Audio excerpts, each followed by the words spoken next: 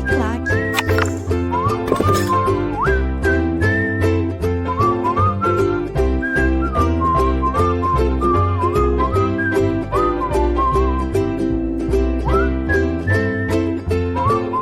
Olá, pessoal, tudo bem? Um grande abraço para você ligado aqui no LAC Concursos, o maior site de videoaulas do Brasil, quiçá das Américas. E para desespero da concorrência, olha só quem chegou, Edenilson Moraes está na área e se derrubar é pênalti. E eu venho chegando para trazer o prosseguimento do nosso projeto político-pedagógico que visa a sua qualificação, que visa a sua aprendizagem histórica significativa. Nós estamos destrinchando o edital tintim por tintim para que você fique muito bem competitivo e tenha um grande desempenho nas suas provas. Estamos trabalhando com História de Pernambuco. E olha só, na aula de hoje a gente vai falar sobre o voto de Cabresto e a política dos governadores. Ou seja, significa dizer que hoje trataremos especificamente sobre a chamada Primeira República no Brasil, também conhecida como República Velha, período histórico compreendido entre a proclamação da República, ocorrida no ano de 1889, e a Revolução de 1930, que dá início à Era Vargas. Então, este longo período histórico, que é chamado por uns de Primeira República e por outros de República Velha, é que a gente vai conhecer as principais características políticas. Nós vamos falar do voto de Cabresto, aquele voto que era imposto pelo coronel contra a vontade íntima do eleitor. Afinal de contas, o voto durante a Primeira República no Brasil, de acordo com os preceitos estabelecidos pela Constituição de 1891, estabelecia o voto aberto, voto a descoberto. Então, isso contribuía para que ocorressem muitas fraudes eleitorais, voto de cabresto, voto de bico de pena, clientelismo, coerção, violência. E existiu também a chamada política dos governadores, que se constituiu num acordo estabelecido entre o governo federal e as oligarquias estaduais.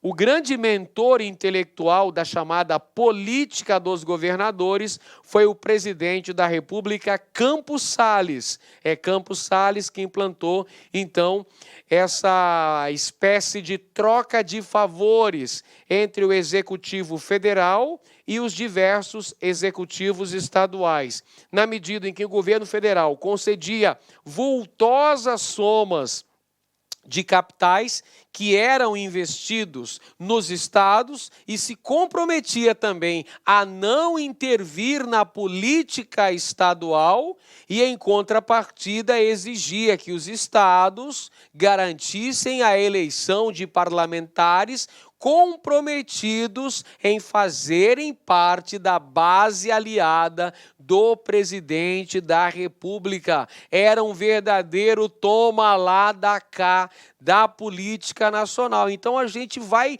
entender nos seus mínimos detalhes as características principais da política durante a chamada Primeira República ou República Velha, se você preferir chamar assim, estudando o voto de Cabresto e a política dos governadores.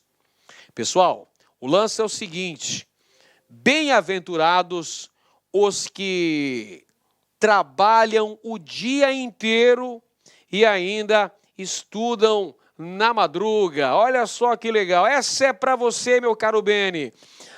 Bem-aventurados os que trabalham o dia inteiro e ainda estudam na madruga. Você vai alcançar seu objetivo, você vai conseguir a sua tão sonhada aprovação, principalmente porque você está se preparando no lugar certo, se está se preparando com a equipe de campeões do LAC Concursos. Link seu sucesso. Vamos lá então, pessoal, sem mais delongas, começar a nossa aula de hoje falando sobre o voto de cabresto. O voto de cabresto, como eu mencionei aqui no início da nossa aula, bem no comecinho da aula, eu já dei algumas das características do chamado voto de cabresto. É o voto característico da Primeira República no Brasil. Só recapitulando para você que já esqueceu, a Primeira República vai de 1889 até 1930. A Primeira República, por sua vez, também é conhecida como República Velha. Não pode esquecer isso aí, pessoal. Então, o controle do voto durante a Primeira República era chamado de voto de cabresto. Voto de cabresto que era um limite ao exercício da cidadania no Brasil, na medida em que o eleitor não tinha vontade própria. Ele era obrigado a votar nos candidatos indicados pelo coronel. Olha o coronel aqui de chapéu na cabeça, puxando o pobre do eleitor para que ele deposite o seu voto na urna. Este é o voto de cabresto. O coronel está obrigando o eleitor a votar no candidato que ele determinar. Era essa a relação de troca de favores, pessoal. Claro que isso limitava a autonomia, limitava o direito de escolha, de livre escolha do pobre do eleitor, que não tinha alternativa. Olha ele aí, de pés no chão. O coitado dependia dos favores do coronel, então ele não poderia desobedecer, porque se ele desobedecesse às ordens do coronel, aí, meu amigo, aí a coisa ia ficar preta, porque quem ia entrar em ação eram os jagunços para descer a porrada no eleitor que não obedecesse ao respectivo coronel. Então, o voto de cabresto durante o início do período republicano no Brasil representou uma grave limitação do exercício da cidadania política. Um abuso de autoridade econômica, o que a gente chama hoje de abuso do poder econômico. Era isso aqui, ó, do voto de cabresto, o abuso da autoridade do coronel e também a compra de votos. Como é que se dava essa compra de votos? Através da troca de favores. O coronel era a principal autoridade na esfera municipal. Quanto mais eleitores o coronel conseguisse manipular, mais importante, mais influente seria esse coronel. Então, olha só, o coronel era quem escolhia o delegado de polícia, o coronel era quem nomeava os funcionários públicos das diversas repartições municipais, o coronel era quem escolhia a professora no grupo escolar, o coronel poderia conseguir a matrícula para o filho de seu dependente lá na escolinha para estudar, para ser alfabetizado. Enfim, havia uma grande dependência em relação ao coronel. Isso é o que nós chamamos de clientelismo ou troca de favores. Forma-se uma relação de clientela entre o coronel e os eleitores que estão sujeitos ao voto de cabresto e ao curral eleitoral. Era constante o uso da máquina estatal nas eleições, pessoal. Os grupos que estavam no poder usavam descaradamente verbas públicas para se manter no poder. Não muito diferente do que nós temos hoje em dia, não é mesmo? Mas desde aquela época aí no Brasil, então os grupos que estavam no poder usavam de mecanismos para permanecerem no usufruto do poder, vencendo as eleições, muitas vezes utilizando-se de métodos fraudulentos.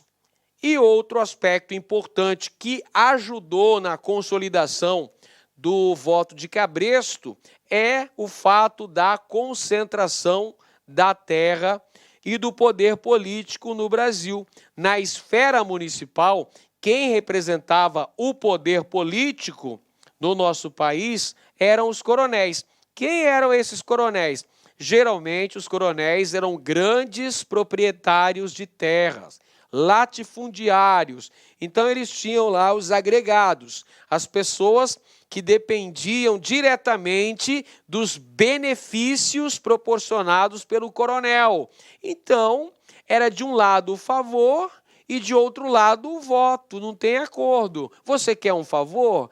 Quero. Eu te dou esse favor, porém tem um preço. O preço é a obediência canina. Eu quero a sua fidelidade. Você vai votar em quem eu mandar. Esse é o voto de cabresto. E nesse contexto nós temos as chamadas práticas coronelísticas. Olha, esta charge aqui é sensacional, cara. Essa charge aqui é fantástica, fabulosa. As próximas eleições de cabresto, mostrando aqui, olha só, tem o político arrastando a rédea curta, o burro. Quem é o burro? O burro é o eleitor, é o voto de cabresto. Ele vem para depositar o seu voto na urna, sendo recebido por uma mulher que representa a soberania nacional. Esta charge do Storni é fantástica e ilustra muito bem o que foi o chamado voto de cabresto no Brasil. Mas vamos falar então das práticas coronelísticas no Brasil. Temos aí o voto de cabresto, que já falamos o que é a manipulação do coronel controlando o voto do eleitor, fazendo com que o eleitor vote em quem o coronel determinasse. Lembra que o voto era aberto, pessoal. Todo mundo ficava sabendo em quem você votou. Então, isso facilitava a manipulação, o controle por parte do coronel. E outro aspecto interessante é que durante a Primeira República no Brasil, não existia a justiça eleitoral para fiscalizar as eleições. Então nós temos aí uma relação de clientelismo entre o coronel e os seus eleitores, e as fraudes são generalizadas. Havia muita fraude em todas as eleições realizadas nesse período. Então temos algumas expressões importantes, pessoal. Voto de cabresto é uma expressão importante, que é o voto que o coronel forçava o eleitor a dar. E temos também o voto de bico de pena. O que vem a ser o voto de bico de pena, professor? É a alteração das atas de contagem de votos. Trocando em miúdos, são as fraudes eleitorais. Existia também uma outra expressão importante chamada de curral eleitoral. O curral eleitoral era o número de eleitores que o coronel conseguia manipular. Quanto maior fosse o curral eleitoral, maior seria o prestígio político do coronel. O coronel que usava de trocas de favores para conseguir a simpatia dos eleitores. Mas quando essa simpatia falhava, aí entrava em ação a tropa de choque do coronel, a coerção e a violência que era feita através dos bandos de jagunços, os pistoleiros fortemente armados pelo coronel para defender os seus direitos. Todos os coronéis aí que se prezavam tinham a sua guarda pessoal, tinham lá os jagunços fortemente armados até os dentes, para defender seus interesses político-partidários. O coronelismo, pessoal, se baseou no poder local exercido pelos coronéis. Os coronéis que, via de regra, eram latifundiários, grandes proprietários de terras. Mas também existiam coronéis usineiros, existiam coronéis comerciantes, mas, via de regra, os coronéis eram grandes proprietários de terras, os latifundiários. E havia a ação dos grupos dominantes, através das chamadas oligarquias, que era a reunião de várias famílias de coronéis, formavam alianças políticas para conquistar o poder, formando assim oligarquias. Vale dizer também que essas oligarquias ora se uniam, ora se dividiam. Então não era uma questão consensual, pessoal. Dependia do momento, poderia ser amigo ou poderia ser inimigo mortal, viu? A violência foi uma característica muito marcante da política brasileira neste período caracterizado pelo clientelismo, ou seja, pela troca de favores, mas também caracterizado pela coerção, pela violência contra aqueles que não aceitavam o mando e os desmandos dos coronéis. O voto era aberto, já falamos, o voto era descoberto, isso facilitava a manipulação do voto de cabresto, e havia o curral eleitoral, que era o número de eleitores que o coronel conseguia amealhar para seus aliados políticos, num contexto histórico marcado pela ocorrência de constantes fraudes eleitorais e, para variar um pouquinho na história do Brasil, não é mesmo? Muita corrupção política, muita corrupção e também exclusão. Por que exclusão, professor? Porque a maioria da população brasileira não tinha direito a voto. Nesse contexto histórico que nós estamos falando, que é o da Primeira República, vigorava a Constituição de 1891. Constituição esta que garantia o direito de votos para maiores de 21 anos que fossem alfabetizados. Portanto, estavam excluídos da cidadania plena, ou seja, do direito da participação política, as mulheres, os menores, os padres, militares de baixa patente, mendigos, toda essa galera aí, estava excluída do direito de votar. Enfim, essas são as características básicas do chamado coronelismo, o voto de cabresto, o curral eleitoral, o voto de bico de pena. E esta outra charge aqui também é sensacional, porque ela mostra uma senhora idosa, toda séria, né? Simbolizando a política, mostrando que a política nacional era uma senhora conservadora. E o que ela tem na mão aqui, professor? Ela tem uma folha de parreira, escrito fraude. E do lado temos uma urna eleitoral. Veja aqui, eleições. Olha a urna eleitoral. Olha quem é que está saindo bela e maravilhosa, nua da urna eleitoral. Está saindo uma bela mulher que simboliza as eleições. Então, as eleições são fraudulentas. A velha política conservadora, através da folha de parreira da fraude, impedia que a verdade saísse nua e crua das urnas durante as eleições. Isso aí é fraude no 12, meu companheiro. Isso aí é manipulação dos resultados das eleições durante a Primeira República. Outro assunto importante que nós trataremos na aula de hoje diz respeito à política dos governadores, que consistiu na aliança envolvendo o governo federal, na figura do presidente da República, e os governos estaduais, na figura dos presidentes estaduais, isso mesmo.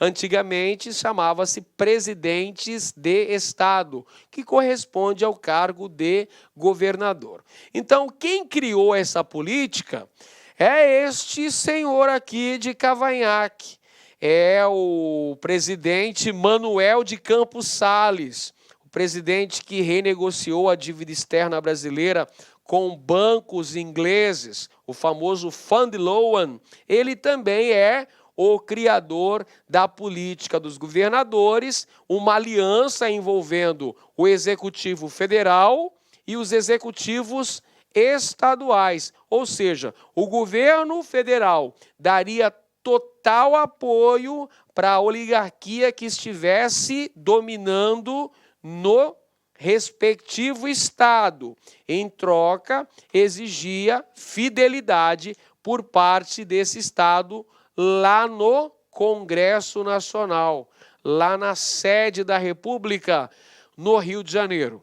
Tudo bem, pessoal? Está compreendendo aí? Uma troca de favores, política dos governadores. Então, o presidente dava apoio para os governadores, mas exigia também que os governadores dessem apoio para o presidente. Sabe como é? Uma mão lava a outra e as duas lavam o rosto. Toma lá, dá cá. É a troca de favores na política nacional. A política dos governadores acabou se constituindo num verdadeiro sustentáculo das oligarquias estaduais em troca do apoio político, pessoal. E isso contribuiu de forma significativa para o reforço do poder local, ou seja, do coronelismo. O que significa isso? Trocando em miúdos, significa dizer que a política dos governadores acabou por acirrar ainda mais as disputas intestinas nos estados. Espera aí que eu vou trocar em miúdos aí, pessoal. Significa dizer que a política implementada pelo presidente Campos Salles, chamada de política dos estados, Campos Salles dizia: é dos estados que se governa o Brasil. Política dos estados é o mesmo que política dos governadores, uma aliança entre o governo federal e os diversos governos estaduais. Só que isso acabou por alimentar ainda mais as rivalidades internas, as rivalidades entre as várias oligarquias estaduais que se digladiavam pelo poder político. Por exemplo, em Pernambuco, as várias oligarquias começam a brigar entre si e muitas vezes com atos de extrema violência para conseguir suplantar o grupo político adversário e chegar ao poder na esfera estadual. Então, como um reflexo da política dos governadores, nós tivemos a intensificação do coronelismo no Brasil e o aumento das lutas violentas envolvendo as diversas oligarquias. Entre os mecanismos de controle do poder oligárquico estava a CVP. O que é essa CVP aí, professor? É a Comissão Verificadora de Poderes. Comissão Verificadora de Poderes, que era realizada lá na capital federal, no Rio de Janeiro, e estava sob a chefia do senador Pinheiro Machado, senador gaúcho Pinheiro Machado, Então explica melhor aí, pessoal. Vamos explicar aqui a Comissão Verificadora de Poderes. Eu vou explicar para você. Olha só, gente. Os candidatos que eram eleitos nos estados, os deputados federais, os senadores, ao chegar à capital federal, o Rio de Janeiro, eles precisavam jurar lealdade ao presidente da República. Eles precisavam declarar o seu apoio ao presidente da República. Caso contrário, eles não seriam diplomados. E não sendo diplomados, eles não poderiam ser considerados eleitos e exercerem seus respectivos cargos. Por isso que, popularmente, a Comissão Verificadora de Poderes, que supostamente iria fazer uma investigação para saber se o indivíduo foi eleito deputado ou senador através de meios fraudulentos. Todo mundo sabia disso. Quem é que não foi eleito por um método fraudulento? Todo mundo usava essa prática. Só que é uma forma de impedir que políticos oposicionistas ao presidente da República fossem empossados. Então, esse mecanismo, a Comissão Verificadora de Poderes, ficou conhecida como degola. Os caras que não eram aprovados, eram degolados. Degolados metaforicamente, eu estou dizendo, não matava ninguém, só não diplomava o cara para assumir o seu posto, ou de deputado federal, ou de senador. Essa era a velha Comissão Verificadora de Poderes, que garantia o fortalecimento do Executivo e a limitação da autonomia do Poder Legislativo. Por que limitação da autonomia do Poder Legislativo? Ora, se deveria seguir obediência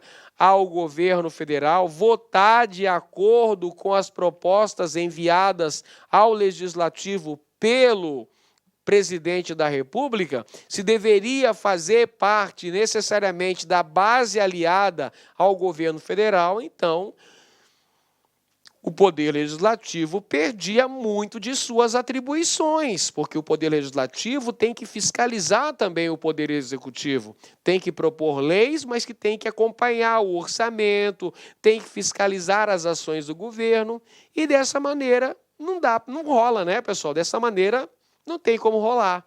Ou seja, tem limitada a autonomia da Câmara dos Deputados e também do Senado Federal.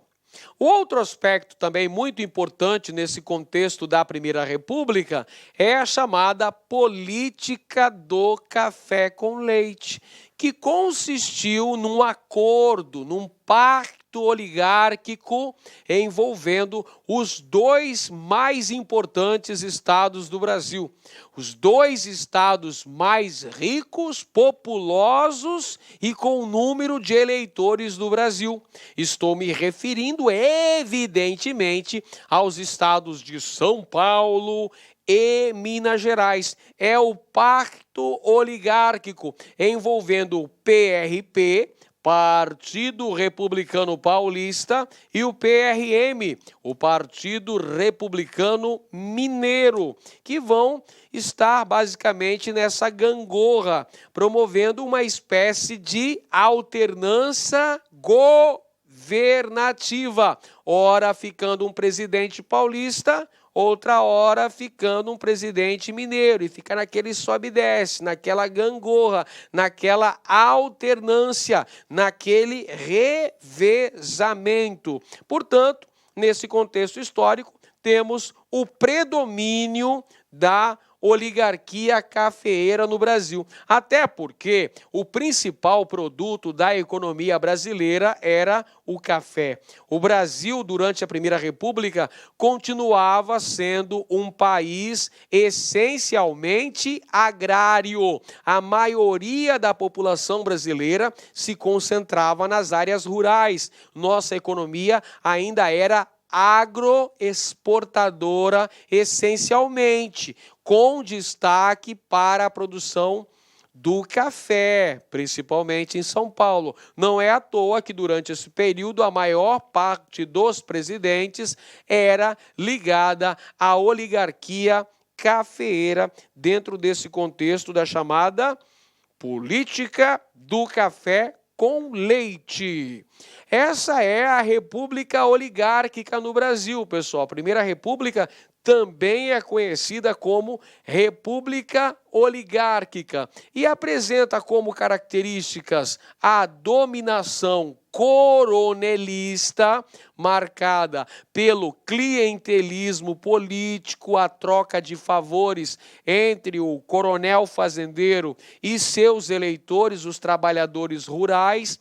E temos aí o voto de cabresto, que já falamos sobre ele, e temos o controle do curral eleitoral, que se dava através da troca de favores e através também da violência armada pelos grupos arrebanhados nas camadas marginais da sociedade. Eu estou falando dos jagunços, que eram a guarda pessoal dos coronéis. E havia forma de resistência? Sim, havia forma de resistência camponesa. A exemplo, podemos mencionar aqui, a resistência camponesa em Pernambuco, diante desse predomínio político dos coronéis, era muito limitado, eram manifestações assim de alcance bastante restrito. Nós podemos destacar aqui, dois momentos assim de manifestações contrárias ao predomínio político exercido pelos grandes latifundiários, pelos coronéis. Por exemplo, o cangaço, que foi um movimento surgido no Nordeste, que promovia saques, que promovia atos de violência, roubos, assassinatos, que perambulavam pelos sertões da região Nordeste, atacando diversas cidades de vários estados nordestinos, e existiram vários bandos de cangaceiros. O principal bando de cangaceiro foi o chefiado por Virgulino Ferreira da Silva, o Lampião, e sua companheira Maria Bonita. Corisco e Dadá também estavam no grupo. O principal bando de cangaceiros foi o bando de Lampião, mas não foi o único, né? Teve o bando de Antônio Silvino também, vários bandos de cangaceiros. O mais famoso pelo Brasil é o bando de Virgulino Ferreira, o Lampião, bandoleiro das terras nordestinas.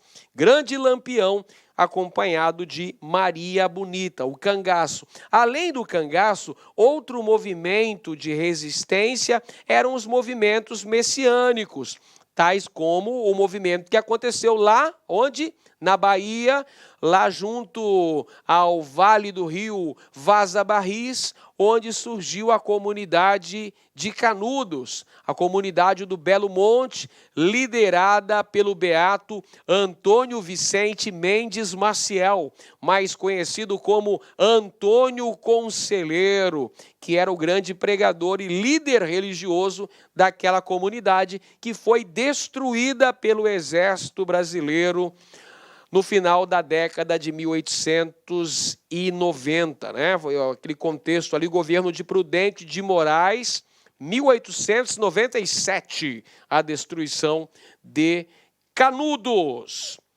Muito bem, meus amigos. Vamos agora fazer alguns exercícios relacionados com este contexto. Voto de cabresto e a política dos governadores. Vamos lá, então. Primeira questão já está na sua tela. Acompanha comigo. Vem cá. Vem cá. Foco total. João Soares estava com a razão. Política só se ganha com muito dinheiro. A começar pelo alistamento, que é trabalhoso e caro. Tem-se de ir atrás de eleitor por eleitor, convencê-los a se alistarem e ensinar tudo, até a copiar o requerimento. Cabo de enxada engrossa as mãos, e o cedenho das rédeas, o laço de couro cru, machado e foice também. Caneta e lápis são ferramentas muito delicadas. A lida é outra, labuta pesada, de sol a sol, nos campos e nos currais. E quem perdeu tempo com leitura e escrita em menino, acaba logo esquecendo-se do pouco que aprendeu. Ler o quê? Escrever o quê? Mas agora é preciso. A eleição vem aí e o título de eleitor rende a estima do patrão. A gente vira pessoa. Olha só essa citação retirada do brilhante livro de Mário Palmério, Vila dos Confins. Vale a pena conferir, pessoal, para você compreender o coronelismo, a manipulação política, o voto de cabresto durante a República Velha no Brasil. Por esse trecho, nós podemos perceber que como era feito o alistamento eleitoral, porque a Constituição de 1891 estabelecia que teriam direito ao voto somente os cidadãos brasileiros maiores de 21 anos que fossem alfabetizados. Nem que o cara só soubesse fazer lá um O no fundo do copo. Não tem problema. Se o cara assinasse o nome, escrevesse um bilhetezinho ali, já era considerado alfabetizado. Portanto, teria direito ao voto. Então, não eram raros os casos de coronéis que mandavam as professorinhas ir lá dar aula no período noturno para esses peões de fazenda, para esses trabalhadores braçais, para que eles aprendessem minimamente a ler e escrever, a fazerem o requerimento do alistamento eleitoral para poderem votar. Era um voto a mais já faz diferença, meu amigo. Então, dessa maneira que nós temos aí as eleições e o voto de cabresto nesse período. Tomando o texto como referência inicial, assinale a opção correta relativamente às eleições e ao voto no Brasil da República Velha. Alternativa A. O sistema eleitoral da República Velha manteve o caráter do voto censitário, tal qual existia no sistema imperial. Nada disso. Negativo. O voto censitário foi abolido. Abolido o voto censitário. No lugar do voto censitário veio o chamado voto universal. Voto universal, mas apenas para cidadãos alfabetizados. Viu por que era importante saber ler, saber escrever? Porque a gente vira pessoa. Alternativa B. O voto de cabresto, atrelado ao interesse político do patrão, do fazendeiro, do dono da terra, era uma prática generalizada na República Velha, mas foi rompida com a Revolução de 1930. Pessoal, a Revolução de 1930 levou Getúlio Vargas ao poder no Brasil, levou a uma mudança na estrutura política nacional, porém, demorou um certo tempo para que o voto de cabresto, esse controle exercido pelo coronel, fosse definitivamente extirpado da política brasileira. Até meados da década de 40 ainda era comum essa prática aí, pessoal.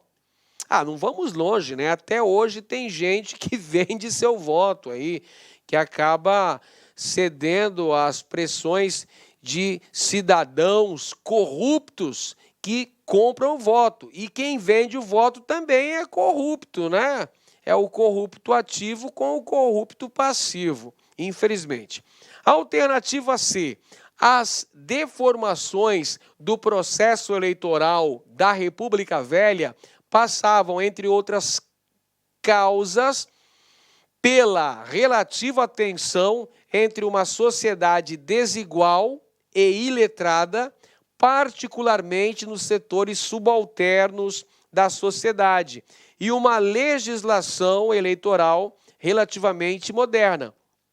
A legislação eleitoral brasileira era relativamente moderna, porque ela já havia abolido o voto baseado na renda do cidadão, o voto censitário, já havia colocado o voto universal, mas exigia que o cidadão soubesse ler e escrever.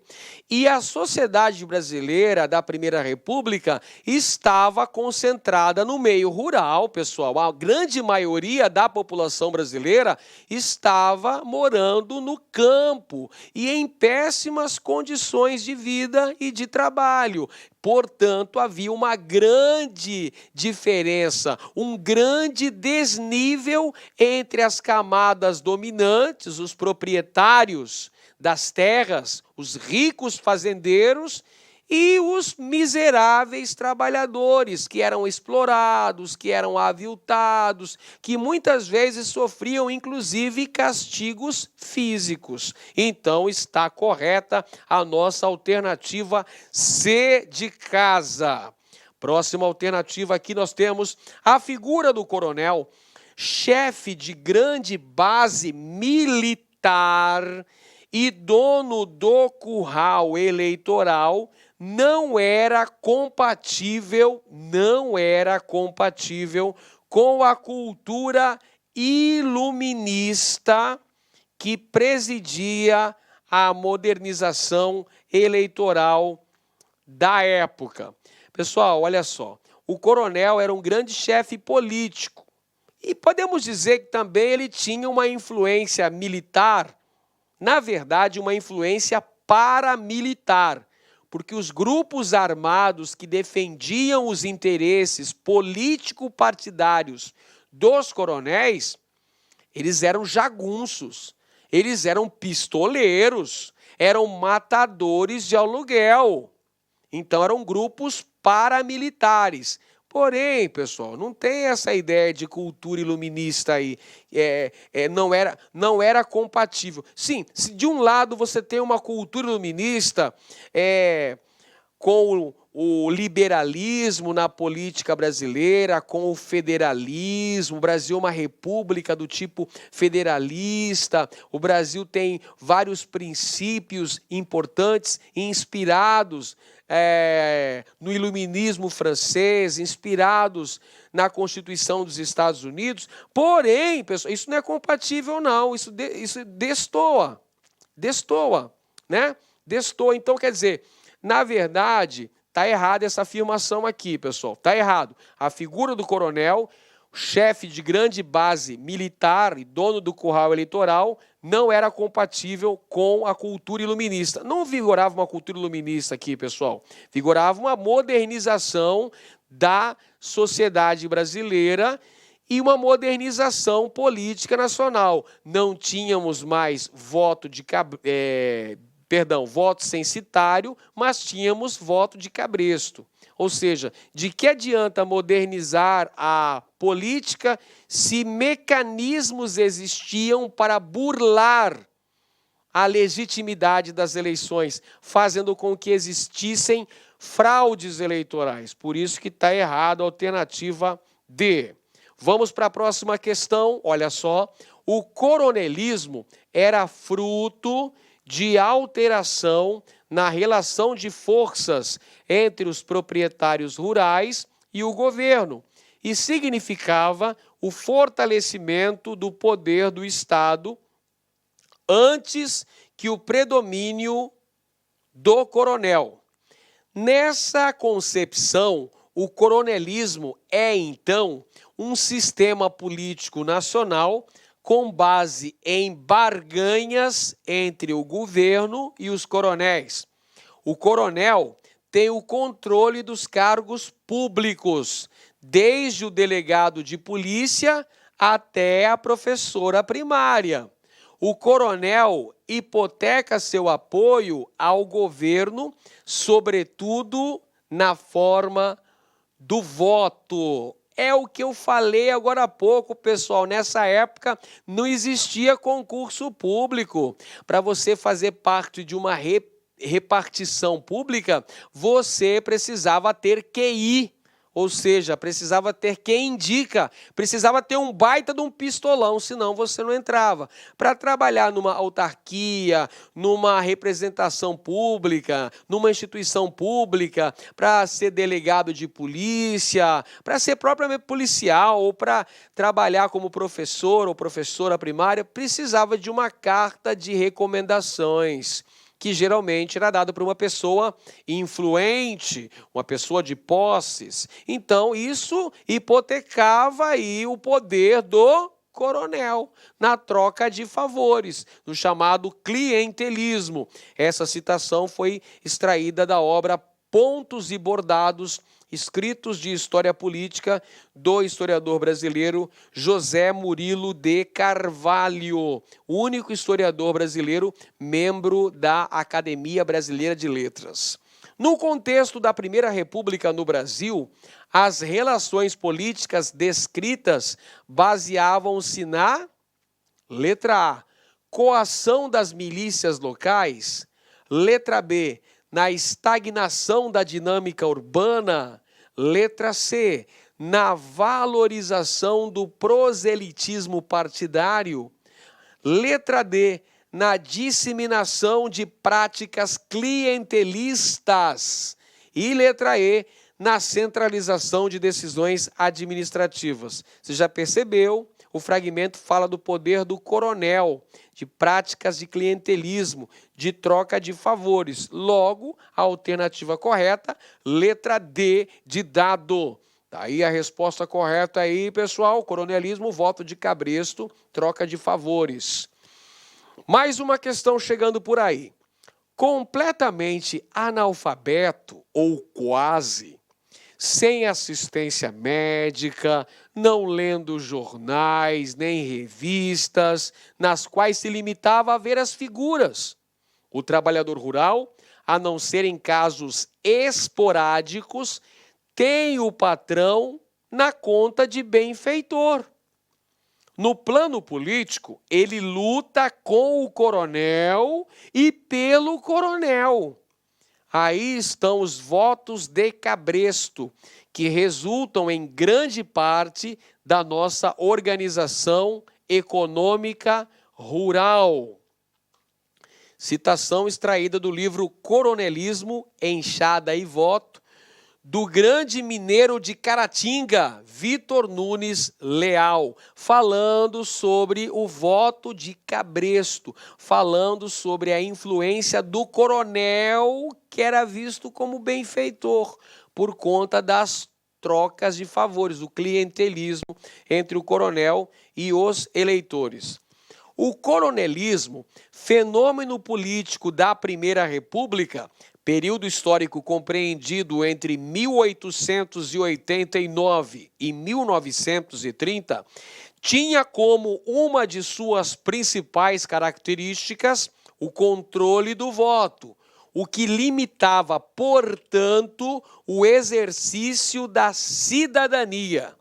Nesse período, esta prática estava vinculada a uma estrutura social. Qual era a estrutura social que vigorava no Brasil? Onde estava concentrada a maior parte da população brasileira?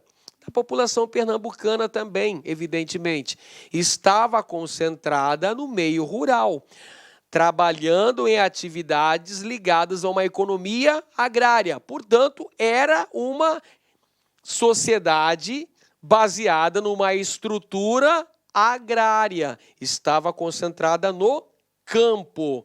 Muito bem, vamos procurar então a alternativa correta.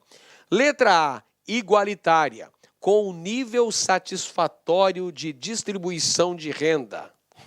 Tá querendo me enganar, né? Lógico que não. Alternativa B, estagnada, com uma relativa harmonia entre as classes. Harmonia é o cacete. Uma grande opressão das camadas dominantes sobre as camadas subalternas. Letra C, tradicional, com a manutenção da escravidão nos engenhos como forma produtiva típica. Não, pessoal. A escravidão foi abolida no Brasil com a Lei Áurea, aprovada em 13 de maio de 1888 pela princesa Isabel. Está errada a letra C. Show, letra C. Está excluída também. Está descartada também. Vamos para a letra D. Ditatorial, perturbada por um constante clima de opressão mantido pelo exército e polícia. Errado também, pessoal. Errada essa afirmação. Então, por exclusão, só temos uma. Era uma sociedade agrária marcada pela concentração da terra nas mãos de poucos e do poder político local e regional exercido pelo coronel, que exigia a obediência do eleitor através do voto de cabresto. Alternativa correta, letra E. E vamos para mais uma questão aí chegando, pessoal. Cabo de enxada engrossa as mãos. O laço de couro cru, machado e foice também. Caneta e lápis são ferramentas muito delicadas. A lida é outra. Labuta pesada, de sol a sol, nos campos e nos currais. Ler o quê? Escrever o quê? Mas agora é preciso. A eleição vem aí e o alistamento rende a estima do patrão. A gente vira pessoa. Mais uma vez a citação de Vila dos Confins falando sobre a questão do voto do eleitor, o voto de cabresto. Então o eleitor precisava ser alfabetizado. Então, sendo alfabetizado, sendo letrado minimamente, isso rendia a estima do patrão, ele virava pessoa, quer dizer, ele tinha importância. Ele que era um trabalhador humilde, um trabalhador rural, explorado, recebendo parcos salários, tendo péssimas condições de vida, se sentia um pouco mais importante no momento em que ele podia votar. E aí o coronel poderia agradá-lo. Então ele fala, agora rende a estima do patrão, a gente vira pessoa. De acordo com a leitura do texto acima, considere as assertivas a seguir a respeito dos aspectos da República Velha no Brasil. Item 1. O predomínio oligárquico, baseado na troca de favores entre as diversas instâncias do poder, visava, sobretudo, combater os focos de tensão social e oposição política, representado nas diversas formas de organização dos trabalhadores rurais nesse momento. Olha só, pessoal, nesse momento histórico, não temos aí uma grande organização por parte dos trabalhadores rurais. Eles são iletrados, são analfabetos ou semi-analfabetos, são oprimidos e não têm organizações de defesa contra essa opressão promovida pelos latifundiários. Está incorreto o item 1. Item 2.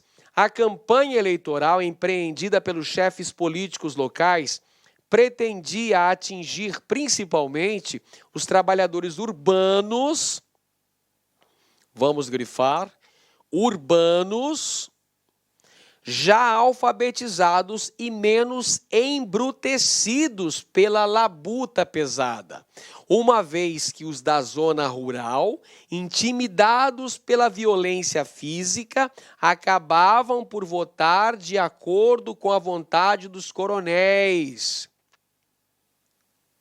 Olha só, a campanha eleitoral empreendida pelos chefes políticos locais pretendia atingir justamente os trabalhadores rurais. Aqueles lá que estavam embrutecidos pela labuta diária, pela labuta pesada, aqueles que poderiam ser controlados através da troca de favores ou através da violência. Item 3. A transformação operada no trabalhador rural, na época das eleições, representava a marca de um sistema político baseado na força dos chefes locais sobre seus subordinados, impondo-lhes seus candidatos e dispensando-os somente nessa ocasião dos trabalhos que engrossavam as mãos. É isso mesmo. No momento do dia da eleição, o cara não precisava ir trabalhar, ele ia lá votar.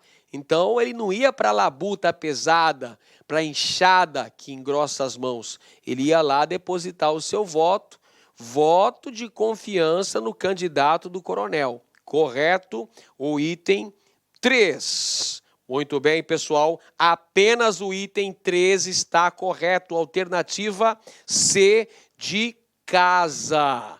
Muito bem, senhoras e senhores. Vale dizer que a vida só começa depois da nomeação. Eu quero ver o seu nome no Diário Oficial. Quero ver você aprovado.